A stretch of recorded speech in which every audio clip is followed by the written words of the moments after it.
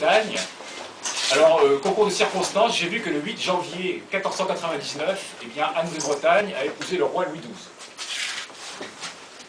Alors, ce qu'on va faire dans notre conférence de presse, on va d'abord faire un tour de table. Hein. Il y a donc 4 personnes ici autour de cette table, qui représentent respectivement le 44, donc Jacques-Yves Philippot, Jacques-Yves Letouze, qui est notre coordonnateur général et aussi basé dans le 56, et donc moi-même, Jacques-Alexandre Piquet et Yann Blaise, Jean-Loup Lecuf, hein, nous sommes les 2 premiers cofondateurs d'un premier collectif, Anna Vraise 2014, qui a été l'origine du timbre. Alors ce collectif, qui était né en mai 2012, s'est fondu depuis dans un comité beaucoup plus large, hein, puisqu'aujourd'hui nous avons une bonne dizaine d'associations représentant toute la Bretagne, et il y a de plus en plus d'associations qui vont nous rejoindre. Donc je vais juste parler un petit peu peut-être, on est à Rennes, juste parler d'abord du lieu où on est. Hein. On n'a pas choisi n'importe quel lieu aujourd'hui pour le lancement de la conférence, hein, puisqu'on est aujourd'hui aux portes bordelaises. Alors les portes bordelaises, hein, les Rennais, j'espère qu'ils savent, qu'en fait les ducs de Bretagne, avant d'être couronnés dans cette cathédrale, qui est Saint-Pierre en face de nous, passaient justement par donc, les portes bordelaises, et ils devaient prêter serment de fidélité donc, aux libertés bretonnes devant cette porte avant d'être couronnés. Voilà. Moi je ferai un peu un parallèle. Hein,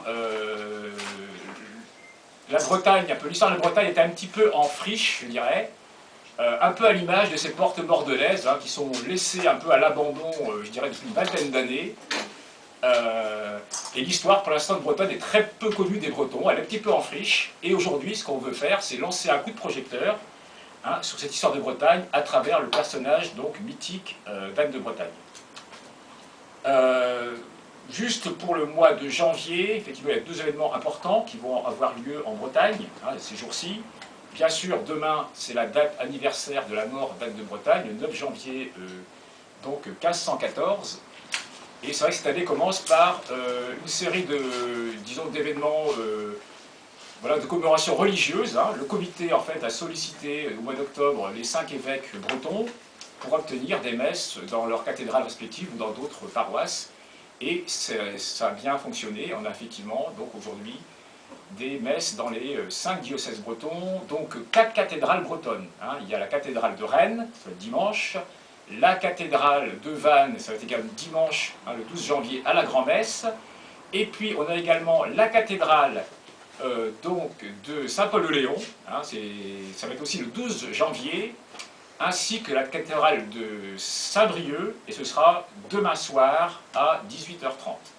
Enfin à Nantes, hein, on va voir aussi demain une messe dans une chapelle toute proche du château des Ducs, hein, c'est la chapelle de l'Immaculée, et elle aura lieu à 18h dans une chapelle qui a été construite par François II, hein, et qui a été très bien restaurée depuis.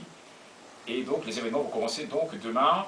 Et ensuite, eh bien, ce week-end, nous aurons quand même l'événement du timbre Anne de Bretagne. Et là, à nouveau, le comité est un petit peu à l'origine de ce timbre sous forme d'une pétition que nous avons lancée. Alors, j'ai mis le détail dans le dossier de presse.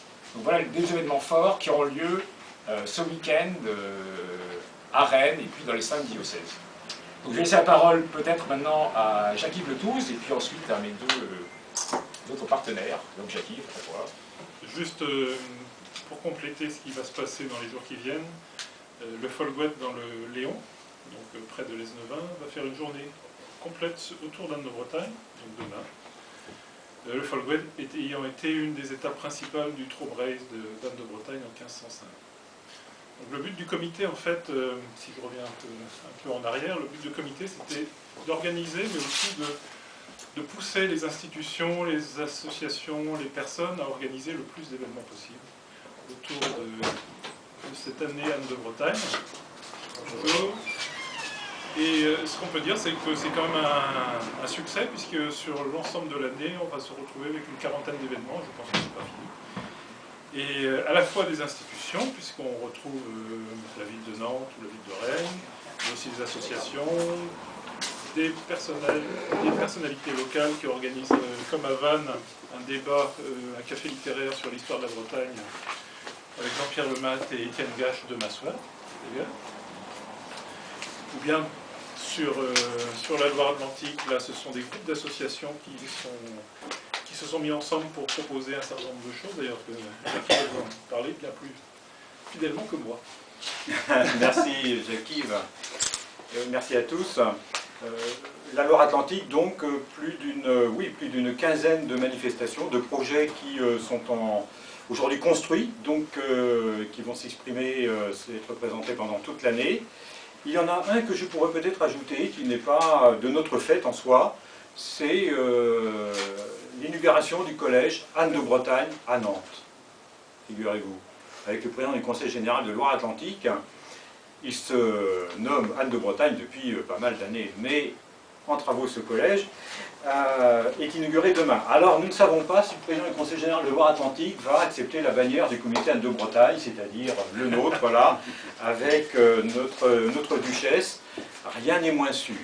Il n'en reste pas moins que les questions se posent sur la pertinence, disons, de toute cette action, y compris auprès des jeunes générations. Donc nous sommes tout de même satisfaits qu'une institution comme le Conseil général de Loire-Atlantique, dont on voudra bien se souvenir d'ailleurs que l'un de ses anciens présidents, Frédéric Maréchal, a été le fondateur du comité pour l'union administrative de la Bretagne, c'est-à-dire Bretagne réunie, en fait.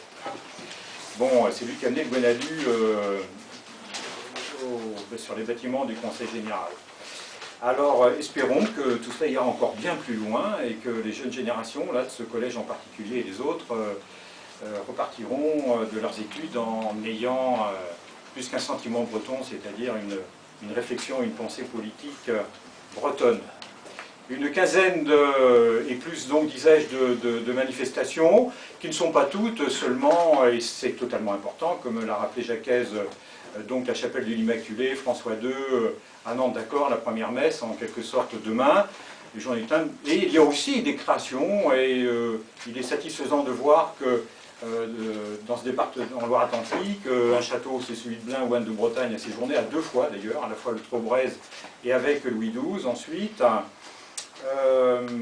qu'à Blain même, il va y avoir par exemple une création contemporaine totalement de ce temps, si je puis dire, parce qu'elle s'appelle Technique du numérique, avec un artiste plasticien du numérique, et qui s'intéresse à Anne de Bretagne, mais d'une manière, j'allais dire moderne, je pense que le mot est moderne, en fin de maintenant. Il y a ces créations, il y a un ensemble d'associations qui se sont réunies, si je pense à la région nazérienne que tu évoquais, Jacques, guérandaise, le Puy de Guérande. Je sais s'il en est que c'est un pays de Bretagne en soi, vu son histoire. Hein. Le Puy de Guérande s'est mobilisé, la Brière avec plusieurs manifestations qui sont à la fois pour certaines des créations, qui prennent place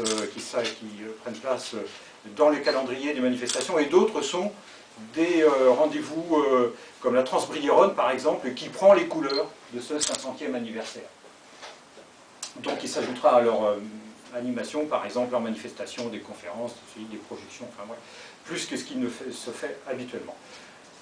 On est satisfait qu'en Loire-Atlantique, cela a été avec une telle dynamique, une telle énergie, et le premier rendez-vous, c'est demain, avant même la messe, à 17 h, devant la statue de Jean Fréhour, le bronze Anne de Bretagne, devant le château des Ducs. Oui, pour l'essentiel. Bien, je vais dire un petit mot aussi. Alors, Jacques, de publier m'a présenté tout à l'heure, Jean Lecul, donc on était à deux à l'origine, mais à la lointaine origine de cette idée de collectif d'association. Heureusement, on a été très vite rattrapé, rejoint par une multitude d'autres associations. Je ne sais pas combien d'associations il y a aujourd'hui dans le comité, on est quand même assez nombreux. Et moi je représente autrement l'association MAB, Musée Archipel Breton, à Saint-Aubin-du-Cormier. Pour ceux qui connaissent un peu leur histoire, c'est là-bas qu'a eu lieu la dernière grande bataille où on peut dire que la Bretagne a perdu militairement son indépendance. Et donc nous on s'est constitué en association suite à une grande maladresse, pour rester soft, des pouvoirs publics qui à l'époque voulaient faire un site d'enfouissement d'ordures ménagères à cet endroit.